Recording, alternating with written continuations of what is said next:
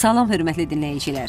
Axşamınız xeyir. Qum saatı verilişinin növbəti sayı efirdədir. Həmsöhbətləriniz Rövşən Sabiroğlu və Ofeliya Sabir qızı, rejissorumuz isə Anar Məmmədovdur.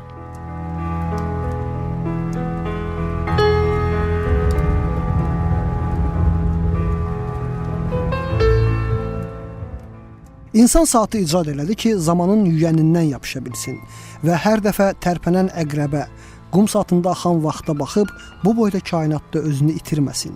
Dünya bina olandan Adəm övladı əbədi yaşamaq arzusunda olub. Bəlkə elə bu arzu insanı zamanı saxlamaq istəyinə kökləyib.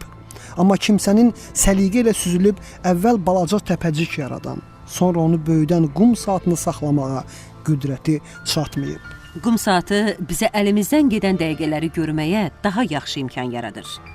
Burada elə qurulub ki, hər şey bitən, zaman əldən gedən, sonuncu qum dənəsi yerə düşən kimi imkan var ki, onu çevirəsən və hər şey yenidən başlasın. Bəlkə biz də öləndə kimsə saatımızı çevirəcək və onda hər şey bir də yenidən başlayacaq.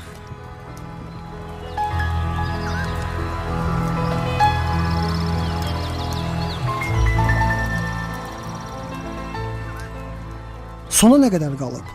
Zəngi bu ana qurulan saat hələ ki yoxdur. İnsan da saatın əqrəbinə, səpilən qumun ritminə uyğunlaşıb çarəsizcəsinə ömür sürür və ümidlə sonunda qum saatını bir daha çevirəcək kimsə ilə görüşə hazırlaşır.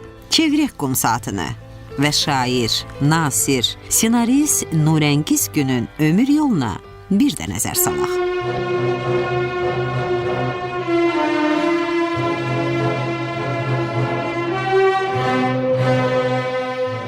Xatırlayırsınızsa, Nurəngiz Gün haqqında hazırladığımız birinci verilişdə biz bu gözəl xanımın repressiya dalğasının şahə qalxdığı dönəmə, müharibənin ağır acılarının, itkilərinin yaşandığı dövrə təsadüf edən uşaqlıq illərindən, öz təbirincə desək, ölümlə, qan qadı ilə qapıları döyən 37-də böyük tayfasının ittifaqının, xanımanının dağılmasından, amma bütün çətinliklərə baxmayaraq təhsil almasından, bir müddət diktorluq etməsindən, pedaqoji fəaliyyətlə məşğul olmasından, hətta Var olun qızlar adlı filmə də çəkilərək özünü aktrisa kimi sınamasından və nəhayət ədəbiyyata gəldiyi ilk vədələrdən söz açmışdıq. Şairin qızı millət vəkili Jalə Əliyeva ilə birlikdə. Bugün isə Nurəngiz xanımın həyat hekayətinin digər maraqlı məqamları haqqında danışmaq istəyirik. Təbii ki, yenə də bu yolda bələdçimiz şairin qızı millət vəkili Jalə Əliyeva olacaq.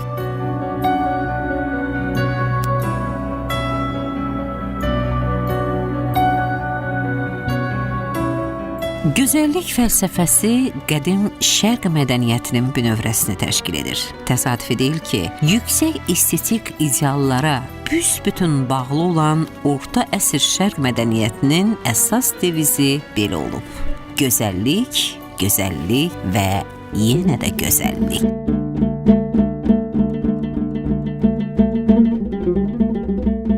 Böyük Füzuli yazırdı ki, bütün dünya pərvanəyə dönüb gözəllik şamının işığında dövr edir. Gözəllik deyəndə göz önündə ilk növbədə qadın məfhumu dayanır. Qadınlar, qadın gözəlliyi haqqında kifayət qədər deyilib, yazılıb. Amma bu deyimlərdən heç biri, yəni nə və necə deməyimizdən asılı olmayaraq qadın gözəlliyini tam vəsf eləmək qüdrətində deyil. Nurəngiz xanım da gözəl, çox gözəl xanım idi. Daxili zənginliyi, zahiri cazibəsi və qələminin, təbinin, sözünün yaratdığı əsrarəngizlik bir-birini tamamlayırdı.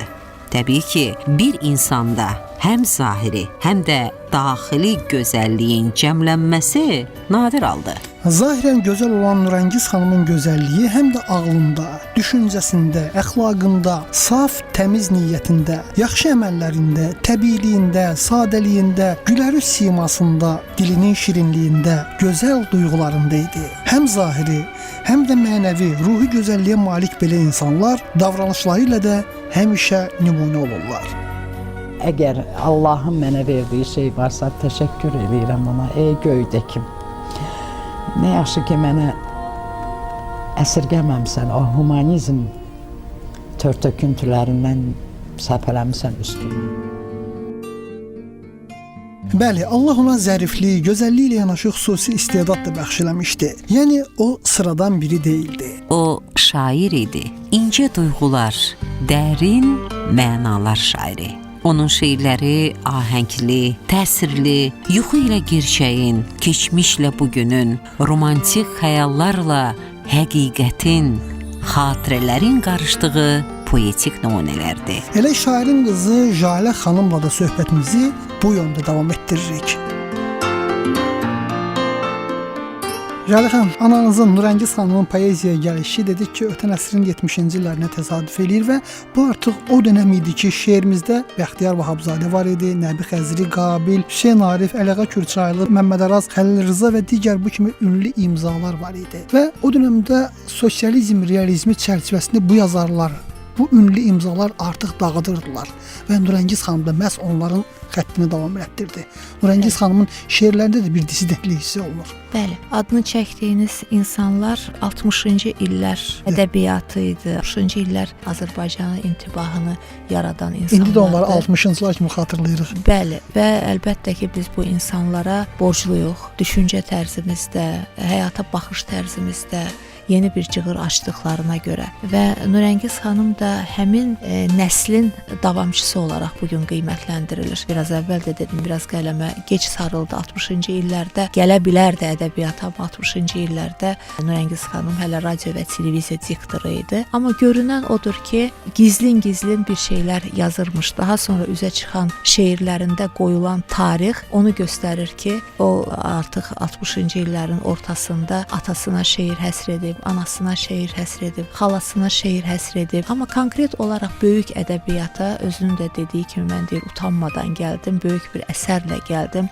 povestlə gəldim 79-cu ildə və daha sonra isə nəsrdən biraz uzaqlaşıb daha çox nəzmə keçdi, poeziyaya keçdi və Azərbaycanın müstəqilliyini qazandığı illərə qədər bu 79-90-cı illərin əvvəlinə qədər yazdığı şeirlərin ümumi məcmusundan bir mənalı olaraq demək olar ki, Nurəngiz xanım həqiqətən dissident şair idi. Nurəngiz xanım xalqına azadlıq istəyən, müstəqillik istəyən bir qadın idi və bunu öz qadın cəsarəti ilə öz şeirlərində qırmızı xətlə davamlı olaraq yazan, xalqa çatdıran və barışmayan bir insan idi.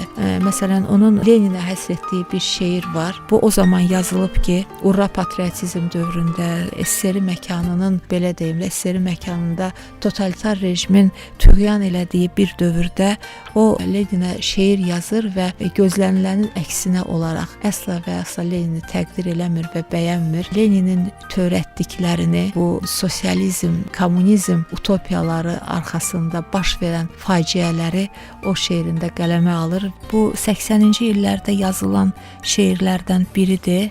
Sırf Kommunist Partiyasının əleyhinə, Leninizm əleyhinə yazılan şeirlərdən biridir və bu şeirlər zaman-zaman Ulduz jurnalında, Azərbaycan jurnalında, təbii yəni dövrü mətbuatda belə deyək də çap olunurdu. Ulduz jurnalının o zaman baş redaktoru rəhmətli Yusif Səmədoğlu idi və böyük dostluqları var idi onların və hər zaman da çox yaxşı xatırlayıram.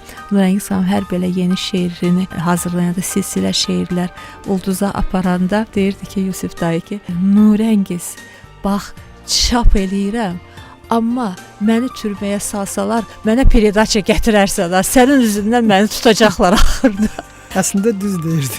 O dönəmdə belə şeylər demək cəsarət tələb edirdi insanlar. Bəli, ona görə də məhdudiyyətlərlə qarşılaşırdı. Deyək ki, çox çətin çap olunurdu. Kitabının yayılmasına imkan verilmirdi. Yəni yara-yara bu koridoru keçirdi öz gücü ilə, öz fəhmi ilə, belə deyək.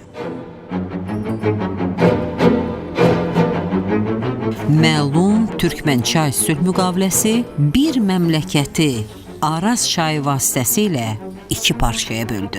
Ananı baladan, bacını qardaşdan, əri arvaddan ayıran bu sərhəd illər ərzində insanların yaddaşında ayrılıq simvolu kimi qalıb. Bu tarixi hadisədən sonra ədəbiyyatımızda ağrılı bir həsrətin ifadəsi formalaşmağa başladı. Bir ürəyin ikiyə parçalanmasından, Təbrizi sıxlaşan dumanlar içində görməkdən kədərlənən Səməd Vurğun, Süleyman Rüstəm, Rəsul Rza, Balaş Azəroğlu, Mədinə Gürgün, Bəxtiyar Vahabzadə, Nəbi Xəzri, Əliağa Kürçaylı, Nəriman Həsənzadə, Məmməd Araz, Xəlil Rza və onlarla başqa söz, Qələm adamımız bu həsrətlə şeirlər yazdı. Öz ürək sözlərini Araza xitabən dedi.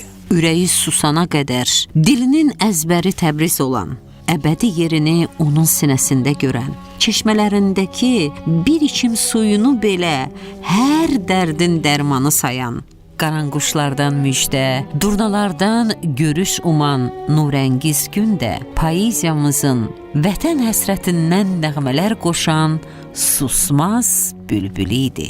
Tali ağacının ən niskilli budağına qonaraq açılan səhərlərin ümidinə boylanırdı. Onu həmişə bir yol səsləyirdi. Vətənə sarı gedən yol. Məhz buna görə də Nurəngiz xanım min bir həvəslə, istəklə tutduğu Vüsal köçünü Təbrizdə açmaq niyyəti ilə yaşayıb yaradırdı. Bütöv bir insan ömrünü həsrət yükü altında yaşamaqdan çətin nə var görəsən bu dünyada?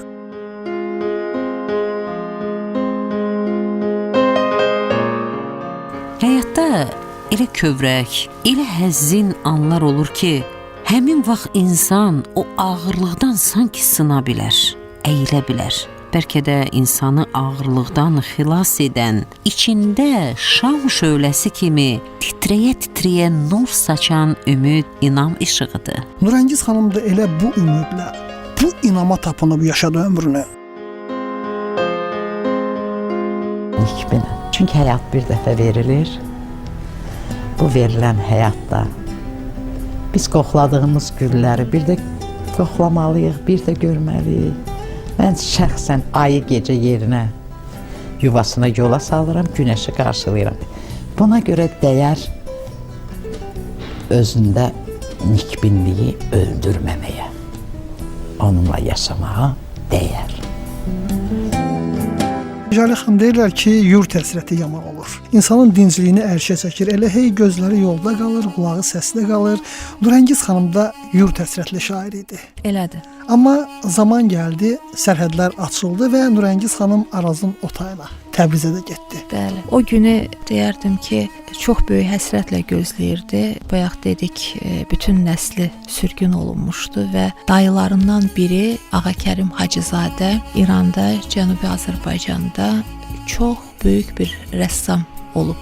O qədər böyük rəssam olub ki, onun əsərləri Avropa qalereyalarında da sərgilənməyə başlayıb və o vəfat etdiyi zaman 3 gün matəm elan olunub ölkədə. Lakin ailə qurmayıb heç bir zaman və bir əhdi olub ki, dayısının ancaq Azərbaycana qovuşduqdan sonra, sərhədlər açıldıqdan sonra mən evlənəcəm və bu da onun bir ürək ağrısı idi ki, sərhədlərimizin açılmağına, o aradakı dəmir məftillərin qırıldığı günə 3 gün qalmış o rəssam dayı həyatını itirdi və bu da onun həyatına, yaradıcılığına yeni bir dərd leytmotivi mövzusu gətirdi. Çox üzülürdü ki, sağlığında görüşə bilmədi dayısı ilə, amma mən deyərdim ki, onun bütün həyatını bəlkə valideynlərindən daha çox elə dayısı istiqamətləndirib. Təbrizdən buraya gələn məktublarla, ona verdiyi öyüd nəsihətlərlə həmişə dayısına layiq olmağa çalışırdı. Və sərhədlər açıldı. Biz 92-ci ildə Təbrizə getdik. Ailənin digər üzvləri ilə görüşdük və inandırım sizi ki, bu illər ərzində mən oraya gedəndə mən artıq yetkin bir insan idim. Mən artıq özüm ailəli idim. Təqribən 30 yaşım var idi. Mənə elə təlqin eləmişdi ki, bu ayrılığı, bu həsrəti, bu qohum sevgisini, onun kimi mən də onları ilk dəfə görürdüm. Amma mənim üçün biraz uzaq qohum sayılırlar. Nə qədər olmasa anamın dayılarıdır, deyək ki, dayılarının evladlarıdır. Amma mən maşından düşüb onları qarşımda gördüyüm anda mən onlara elə bir sarıldım ki, anam özü mat qaldı. Mənə döndü, dedi ki, sənə nə olur? Dedim ki, sən belə öyrətmisən də, mən bilirəm ki, bunlardan əziz mənim heç kimim yoxdur və o doğmalığı o bizə təlqin eləməyi bacarmışdı. Sadəcə şeirlərində yox, ümumiyyətlə bütün danışıqlarında, davranışlarında və təbii ki, yaradıcılığının böyük hissəsi Təbriz həsrətidir, Cənub həsrətidir, Təbriz bayatılarıdır və hətta ola bilər ki, birbaşa Təbrizin, Cənubun adı çəkilməyən şeirlərində belə qocalar məftillərdən söz edir, Arazın kənarından söz edir və şeiri anlayan hər bir oxucu həmin anda anlayır ki, Nurəngiz xanım öz həsrətini, öz dərdini yazır.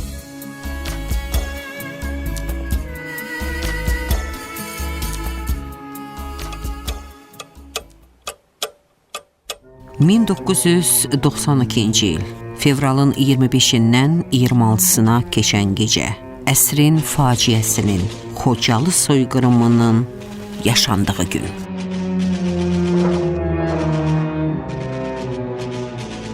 O müthiş tarixdən illər ötür. Amma Xocalıların çəkdikləri saatların, dəqiqələrin, saniyələrin yanında bu illər nədir ki? Əsir qədər uzun, an qədər qısa olan bu illərin qərib həsrəti ürəkləri indi də göynədir. Zaman qəm karvanını ağır-ağır çəkib gedir. Xocalı yarası isə köz bağlamır. Elə bu duyğularla da həmin günlərdə Nürəngiz xanım qələmə sarılır və ədəbiyyatımızda yeni bir əsər doğur.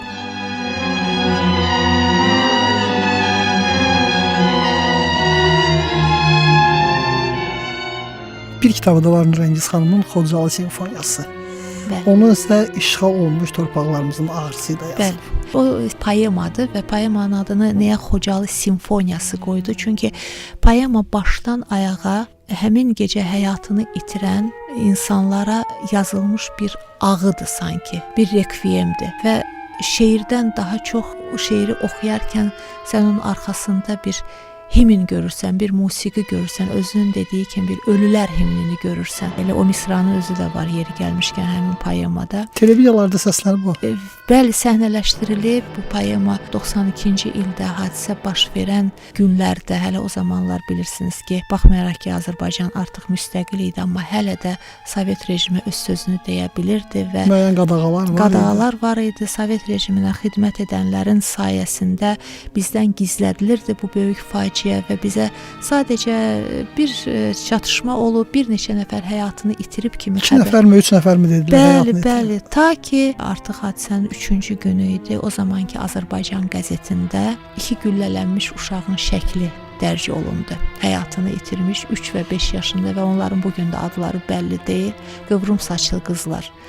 Və o qəzet bizim evimizə gəldiyi andan etibarən Nürəngiz xanım qələmə sarıldı, dözə bilmirdi. Öncə şeir kimi təbii ki başlamışdı. Yazarkən o bilmirdi ki, nə yazacaq, nədə bitəcək. Sadəcə əsəri yazmağa başladı və bir gün baxdıq ki, əsər poemaya çevrilib.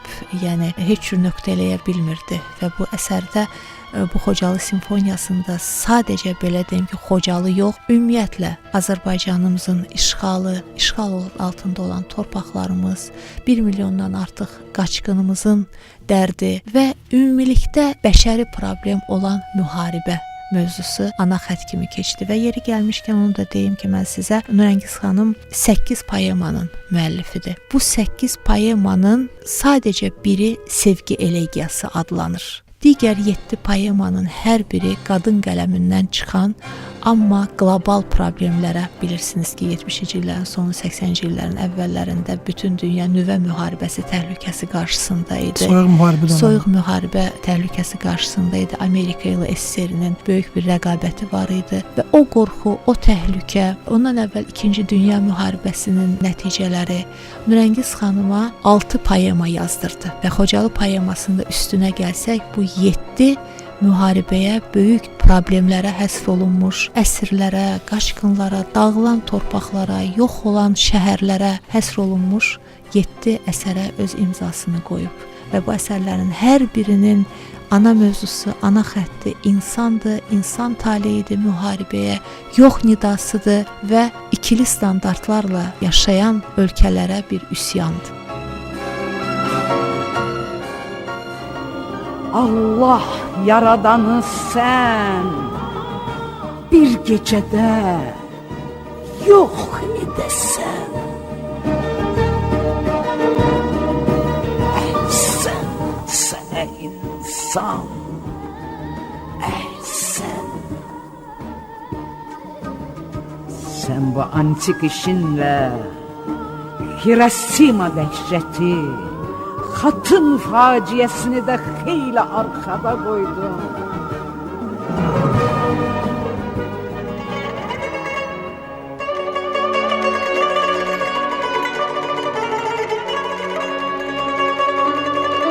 Bu dünyada bir böyük sevgi də var, ana sevgisi. Kədərli, qəmli anlarda min bir hissə qapılaraq yolunu itirən ürəklərə ən sakit bir limandır. ana ürəyi. Behiştin bir güşəsidir ana qucağı. Bezməz ana, usanmaz heç vaxt övladını sevməkdən, dua eləməkdən, incisə də bağışlamaqdan, uzaqdayıqsa yol gözləməkdən yorulmaz. Nurəngiz xanımın həyatı sevgi, duyğu, dözüm və fədakarlıqdan yorulan bu mələk sima qadının da ürəyində körpə, fidan balası jaləsi ilə bağlı arzuları var idi. Sevimli qızından ana kəlməsini eşitmək istəyirdi. Yetdi bu arzusuna. O zaman yeni bir arzu baş qaldırdı ürəyində. Övladını məktəbə yola salmaq. Bu arzusu da gerçəkləşdi. Nurəngiz xanım arzulamağında övladı bircəciyi Jalə də onun isti nəfəsindən nəfəs alıb böyüməkdə idi. Ürəyindəki arzular tomurcuq kimi idi. Arzu çiçəyi açırdı, qoymurdu ləçəkləri yerə tökülsün. Hər dəfə yeni bir arzu ilə dayanırdı ulu yaradanın huzurunda. Bir arzusu da var idi onun. Qızını tələbə kimi görmək. Bu arzusuna da yetdi. Yeni bir arzu bəsləyirdi ürəyində Nurəngiz xanım. Övlad toyu görmək. Bu arzusu da gerçəkləşdi. Yenə də ağlından, düşüncəsindən, ürəyindən bir arzu keçirdi. Nənə olmaq həvəsində idi o. Nəvəsinin saçını oxşamaq, övladına danışdığı nağılları balasının balasına danışmaq, əllərindən tutub gəzdirmək istəyirdi. Bu arzusu da həyata keçdi.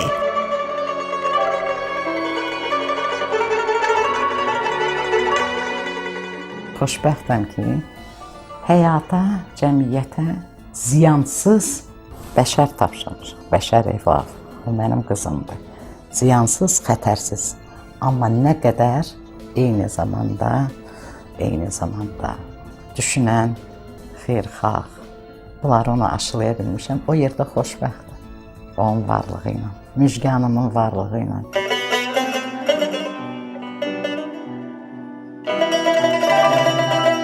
Nurəngiz xanım diktor idi, Nurəngiz xanım aktrisa idi, Nurəngiz xanım şair idi. Bütün bunlarla yanaşı Nurəngiz xanım ana idi. Bəli. Gözəl bir ana idi. Bəli.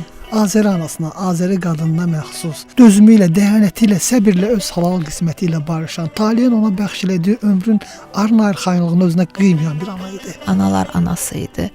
Sadəcə öz evladının anası deyildi. Mən haqq dünyasına qovuşduqdan sonra onun haqqında yazılan, deyilən, mənə çatdırılan xatirələri gördükcə, oxuduqca, duyduqca sözün əsl mənasında təəccüb edirəm.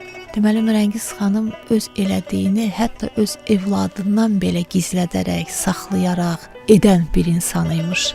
Mən bugün eşidirəm ki, Nurəngiz xanım qocalar evinə gedirmiş, məndən xəbərsiz. Ona ölkə prezidenti tərəfindən verilən, layiq bilinən prezident təqaüdünü, prezident maaşını alan kimi uşaq evlərinə, kimsəsizlər evlərinə, qocalar evlərinə gedirmiş. Onlara müəyyən hədiyyələr alırmış. O puldan onlara nələrsə bölüb verirmiş. Ümumiyyətlə ehtiyacı olan kimi tanıyırsa onları sevindirməyə çalışırmış. Ana kimi nəvaziş göstərirmiş. Kiminsə ailəsində bir problem varsa, deyək ki, bax elə bu günlərdə bir xanım mənə danışdı, jurnalist xanımdır. Deyir ki, bir axşam yoldaşımla problemim oldu evdə və mən deyir elə Başıloğlu gecə ilə deyir durdum deyir gəldim sizə. Mən artıq öz evimdə olduğuma görə Nurəngiz xanım özü tək yaşayırdı. Biz qonşuydıq sadəcə. Mən deyir qapısını döydüm, açdı deyir, dedi ki, bu vaxtı nə işim var? Gecə saat 12 idi. Deyir, dedim ki, belə-belə problem oldu. Olar mən bu gecə burada qalım. Deyir ki, hiss elədim ki, heç xoşuna gəlmədi. Dedi ki, yaxşı da gəlmisən, qal, amma səhər tezdən ailənə qayıdacaqsan. Və deyir, inanın ki, mən səhər gözümü açanda artıq yoldaşım sizdə idi deyir. Zəng eləyib onu gətizdirmişdi və bizi deyir, birləşdirdi bir daha. Və ən böyük arzusu bütöv ailə idi. Ən böyük arzusu qadınların qadın xoşbəxtliyini əldə etməsi idi. Yəni bir qadın üçün karyera, sənətdə uğur, deyək ki, cəmiyyətdə tanınmaq filan, bütün bunlar onun üçün ikinci planda idi. Hətta mənim bütün uğurlarıma təbii ki, ana olaraq sevinirdi. Mənim onun önünə gətirdiyim ard-arda diplomlarıma, fəxri fərmanlarıma, deputat döşnişanıma, deputat mandatıma təbii ki, bir anaya üçün bundan artıq nə ola bilər? Elmlər namizədi, elmlər doktoru, professor, doçent diplomları, 2 universitet diplomu, qırmızı diplom, Lenin təqaüdü. Amma bunların hər birini ona təqdim eləyəndə ki, mən bunları daha çox onun üçün edirdim ki, o sevinsin, o xoşbəxt olsun. Mənə deyirdi ki, bütün bunlar çox yaxşı, afərin. Amma mən sənin öz xoşbəxtliyini görmək istəyirəm. Qadın xoşbəxt. Mən sənin qadın xoşbəxtliyini görmək istəyirəm və hər kəsə də, bütün qadınlara da bunu arzulayırdı.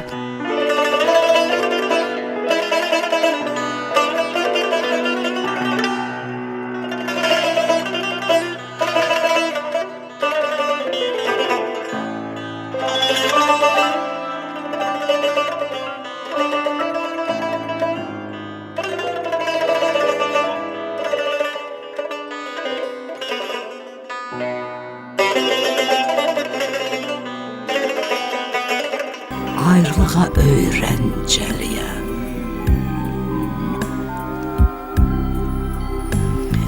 Ah ayrılıq, biz ki çoxdan tanışıq, elə əvvəlki tək, bənizimiz sop-soluq. Xoş gəldin, son ayrılıq, qol boyun olaq, artıq qorxum yox, qol boyun olaq, son ayrılıq.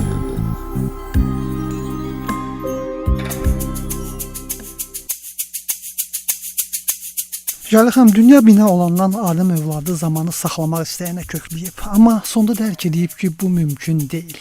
Amma mən şahidi olmuşam ki, müəyyən evlər var ki, orada durdurulmuş saatlar var.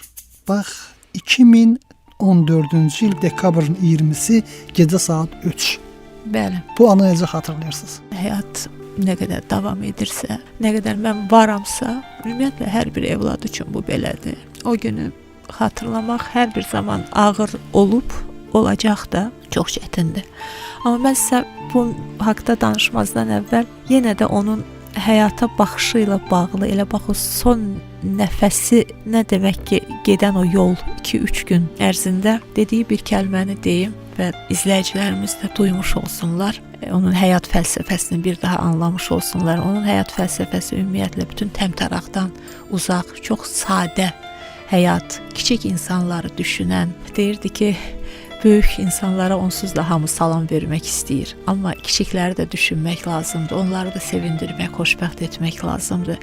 Və meşanlığı heç sevməzdi. Yenə deyirəm, parıltını heç sevməzdi. Onun evində hər şey çox sadə idi. Yəni billur çılçıraq asmazdı, bagema qablar işlətməzdi. Yəni dəbdə olan heç bir şey onun evində tapa bilməzdin, heç bir amil. Və xəstə yatağında yatdığı biz bilirdik ki, artıq son yaxınlaşır. Evdə qonaqlar var idi, yəni ona dəyməyə gələn qohumlarımız var idi.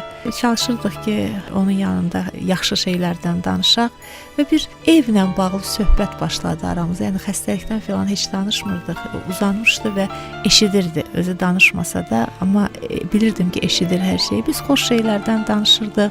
Onda bir belə deyim ki, ümid yaratmaq üçün deyirdik ki, yaxşı olar ki, bir ev tikək və hamımız bir yerdə köçək, orada yaşayaq. Artıq mənim qızım o zaman ailə qurmuşdu.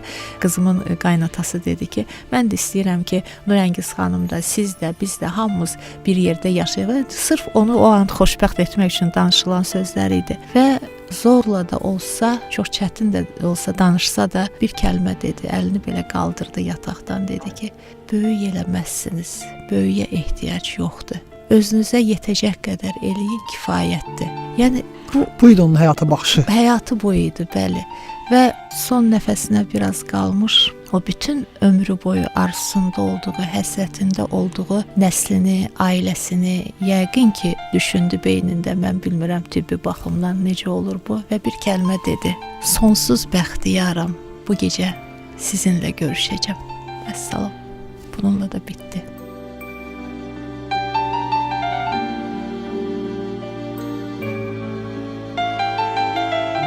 Həmin gecə ölüm mələyi bu dilbər xanımı ağuşuna alıb gəldiyi yerə, göylərin ənginliklərini apardı. Orada onu bir ayrı aləm gözləyirdi. O getdi, Tanrı dərgahına qovuşdu. Sözü qaldı təkcə doğmalarının yox, zamanın, insanların yaddaşında qaldı. Bir də gözəl nişanələri, qızı, nəvəsi qaldı.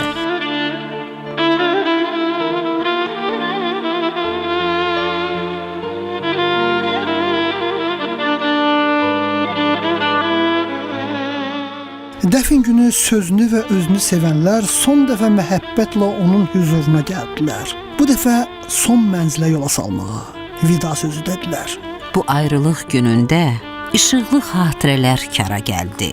O kimin üçünsə həmkar, kimin üçünsə müəllim, kimin üçünsə sadəcə ana idi. Hər kəs böyük sevgi ilə yada saldı onu. Gördüyü, tanıdığı kimi yad elədi. Bir gün qara torpaq gözlərimi, məni, ömrümü, sənələrimi birdən birə çəkəcək.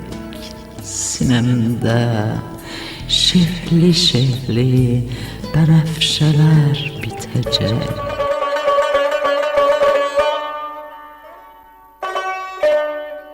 O poeziyaya təzə nəfəs kimi gəldi. Özünü istedadlı şairə kimi təsdiq elədi.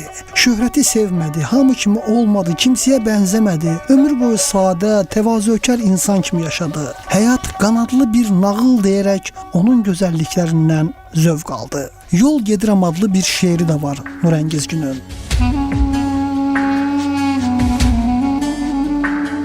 Dodaqlarımda təbəssüm, bəbəklərimdə ümid və qürur.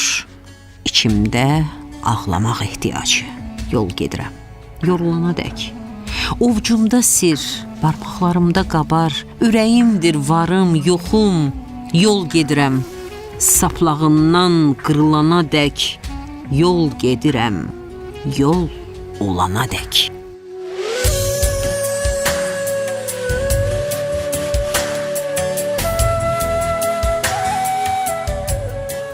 Getdiyi yol saplağından qırıldı. Amma bu yol oldu. Ömürdən uzun yol. Çox davam edəcək, yəqin ki.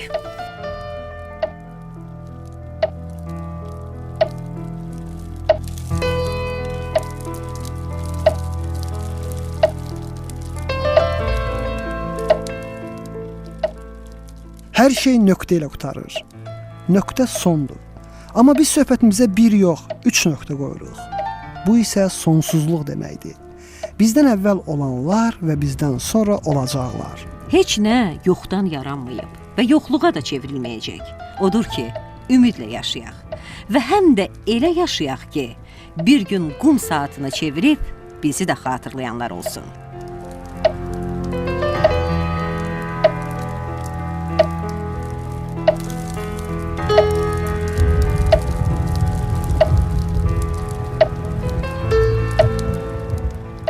Bununla da verilişimiz çağrılan efir vaxtı sona yetir. Vaxta bu bizi dinləyənlərin hamısına öz minnətdarlığımızı bildirərək, efirdə yeni görüşlər ümidi ilə sizdən ayrılan məqamda bir daha xatırladırıq ki, həmsöhbətləriniz Rövşən Sabiroğlu Və Ofilə Sabir qızı, rejissorumuz Anar Məmmədov idi. Sağ olun. sağlıqla qalın.